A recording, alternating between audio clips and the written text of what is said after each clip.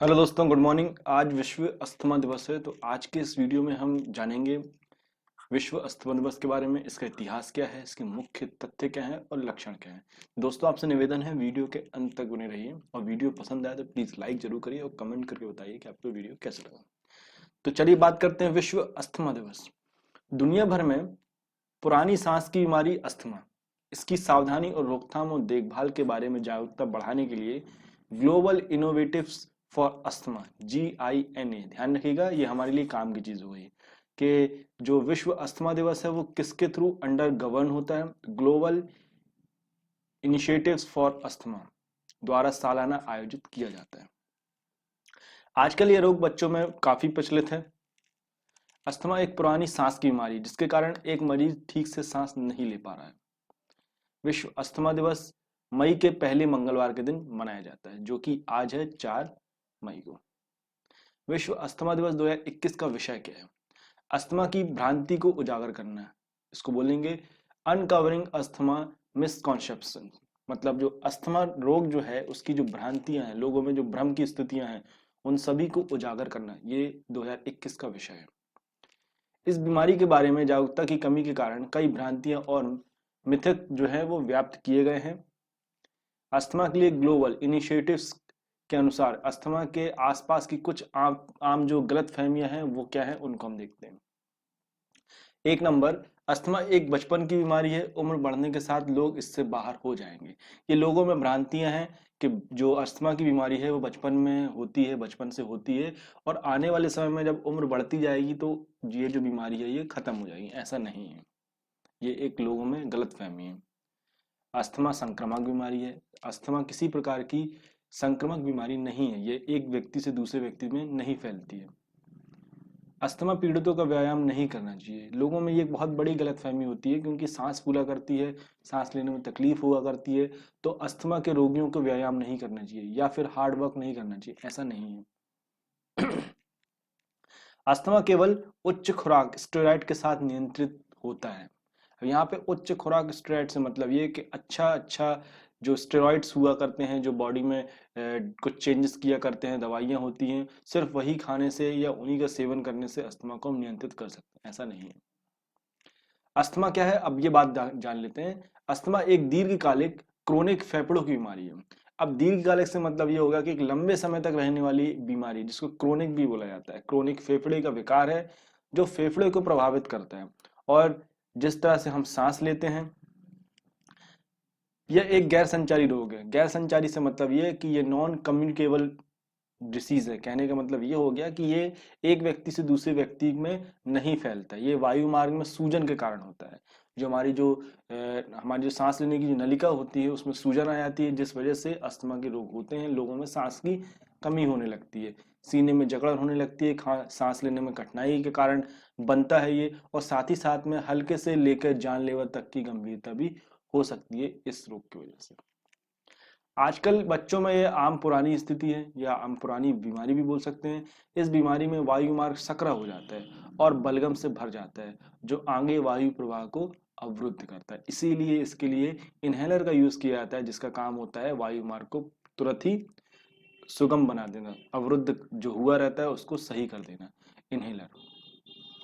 यदि अस्थमा को समय पर नियंत्रित नहीं किया जाता है तो यह एक व्यक्ति को पूरी तरह से बेदम कर सकता है। बेदम से मतलब ये कि पूरी तरह से उसको संकुचित कर सकता है, पूरी तरह से उसको बीमार बना सकता है, कमजोर बना सकता है, अगर उसका सही समय पर नियंत्रित नहीं किया गया, इलाज नहीं किया गया। यह धूल, धुएं, परागकण, घास, कार्यस्थल में रासायनिक अड़चन, वायु प्रदूषण आदि से होने वाली एलर्जी के कारण भी हो सकता है। विश्व अस्थमा दिवस, इसका इतिहास भी देख लेते हैं फटाफट। 1998 में बार्सिलोना स्पेन में पहली विश्व अस्थमा बैठक में संयोजक में 35 से अधिक देशों ने पहला विश्व अस्थमा दिवस मनाया था 1998 में। जैसे जैसे भागीदारी बढ़ती गई और दिन दुनिया के सबसे महत्वपूर्ण अस्थमा जागरूकता और शिक्षा की घटना बन गया इस दिन। इसका उद्देश्य लोगों को इस श्वसन समस्या और अन्य एलर्जी रोगों पर नियंत्रण पाने के लिए सर्वोत्तम तरीके से शिक्षित करना है। अब जो जो अस्थमा है इसको दमा भी बोला जाता है। इसके लक्षण क्या है वो देखते हैं। घरघराहट, कहने का मतलब ये हो कि सांस लेते समय घरघराहट की आवाज आती है, खर की आवाज आती है, ये इसका लक्षण हुआ करता है।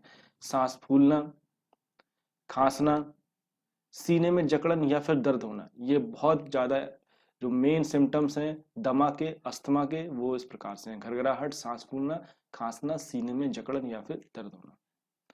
सांस की तकलीफ जिसके कारण व्यक्ति ठीक से सांस भी नहीं ले पाता, ये सबसे बड़ा इंपॉर्टेंट जो सिम्टम्स है वो ये है, लोगों को सांस लेने में तकलीफ होने लगती है, जरा सा काम करते हैं तो उनकी सांस फूलने लगती है, इसीलिए इनहेलर का यूज किया जाता है।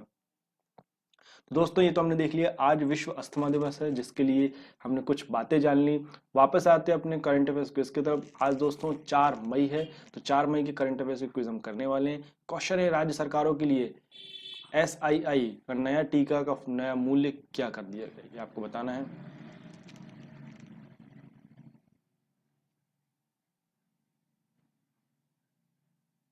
तो चलिए अब देख लिया हमने यहाँ पे विश्व अस्थमा दिवस के बारे में हमने कुछ बातें कर ली। अब वापस आते हैं अपने क्वेश्चंस की तरफ। क्वेश्चन यहाँ पे अंतर्राष्ट्रीय मजदूर दिवस निम्न में से किस दिन मनाया जाता है? International labour day is observe on which of the following days? अभी हाल ही में विश्व अंतर्राष्ट्रीय मजदूर दिवस जो है वो मनाया गया था। ऑप्शन है आपके पास 10 जनवरी, 15 मार्च, 1 मई या फिर 12 अगस्त। चलिए इसका आंसर दीजिए। अंतर्राष्ट्रीय मजदूर दिवस निम्न में से किस दिन मनाया जाता है? चलिए इसका आंसर है 1 मई। 1 मई को प्रतिवर्ष अनुसार इस बार भी अंतर्राष्ट्रीय मजदूर दिवस जो है, इंटरनेशनल लेबर डे है, जो वो मनाया गया है। 1 मई के दिन दुनिया के मजदूरों और श्रमिक को समर्पित करने के लिए ये दिन मनाया जाता है। इस दिन को लेबर डे, श्रमिक डे, मई दिवस जैसे नामों से भी लोग जानते हैं। भारत में पहली बार 1 मई 1923 को मद्रास, जो कि अब चेन्नई में आता है, में पहली बार अंतर्राष्ट्रीय मजदूर दिवस मनाया गया था। कनाडा ने हाल ही में किस देश को कोरोना संक्रमण से लड़ने के लिए 10 मिलियन अमेरिकी डॉलर की सहायता प्रदान करने की घोषणा की है? Canada has recently announced which country to provide US $10 million in aid of fight to corona infections. चलिए इसका आंसर दीजिए। कनाडा ने किस देश को मदद की है 10 मिलियन अमेरिकी डॉलर के लिए? ऑप्शन है आपके पास नेपाल, चीन, रूस या फिर भारत। चलिए इसका आंसर दीजिए। ऐसा कौन सा देश है जिसको कनाडा ने मदद की है 10 मिलियन अमेरिकी डॉलर की? चलिए इसका आंसर है भारत। भारत की मदद की है। कनाडा ने भारत को कोरोना संक्रमण से लड़ने के लिए 10 मिलियन अमेरिकी डॉलर की सहायता प्रदान करने की घोषणा की है। कोरोना के बढ़ते मामलों की वजह से स्वास्थ्य महकमे में बहुत ज्यादा बोझ पड़ रहा है, जिसकी वजह से स्थिति और खराब होती जा रही है दिन पर दिन। इसके पहले भी दूसरे देशों ने भी भारत की मदद करने के लिए ऐलान कर चुके हैं, जिसमें अमेरिका, फ्रांस, सऊदी अरब समेत कई देश हैं जो आगे आगे आकर भारत की मदद कर रहे हैं। उत्तराखंड सरकार ने कोविड-19 महामारी के बढ़ते संक्रमण को देखते हुए इस साल होने वाले निम्न में से किस यात्रा पर रोक लगा दी है? The Uttarakhand government has banned which of the following trip to be held this year in the view of the rising infection to the covid pandemic. Sorry, ये सी है यहाँ पे, एपिडेमिक। चलिए इसका आंसर दीजिए।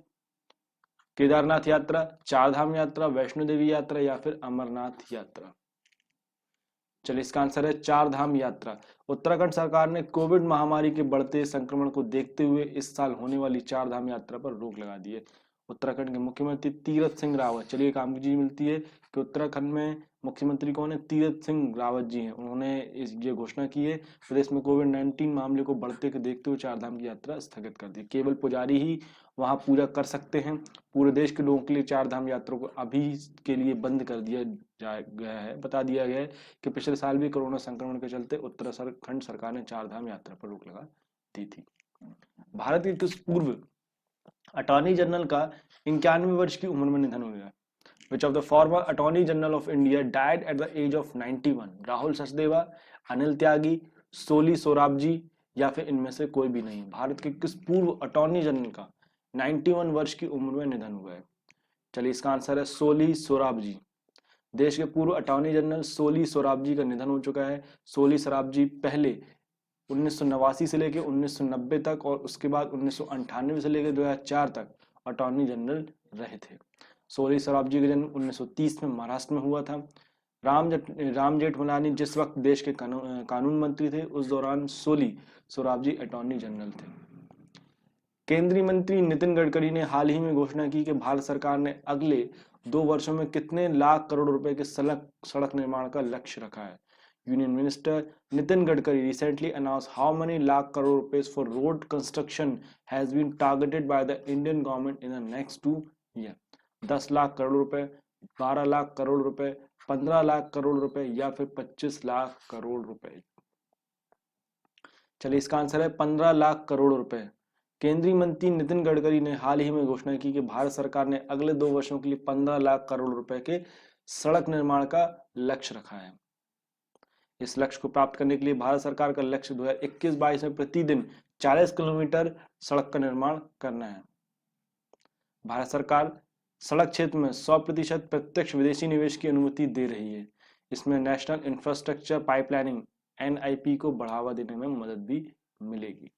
किस देश ने हाल ही में जानवरों के लिए कोविड-19 टीकों की पहली बैच को उत्पादन कर दिया है? Which country recently produced the first batch of the COVID-19 vaccine for the animals?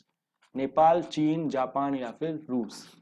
किस देश ने हाल ही में जानवरों के लिए कोविड-19 टीके का पहला बैच जो है वो उत्पादित कर दिया है? चलिए, इसका आंसर है रूस। रूस ने हाल ही में जानवरों के लिए कोविड-19 टीकों के पहले बैच का उत्पादन करा है। इस वैक्सीन का नाम कार्निवैक कोव रखा गया है।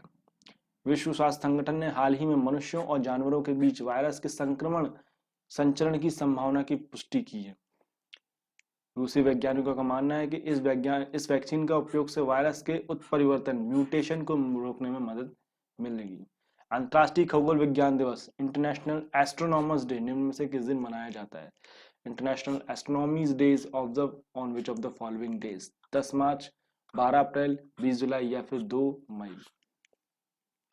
चलिए, इसका आंसर है 2 मई। 2 मई को मनाया गया है। हर साल की तरह इस बार भी अंतर्राष्ट्रीय खगोल दिवस एस्ट्रोनॉमी डे जो है मनाया गया है।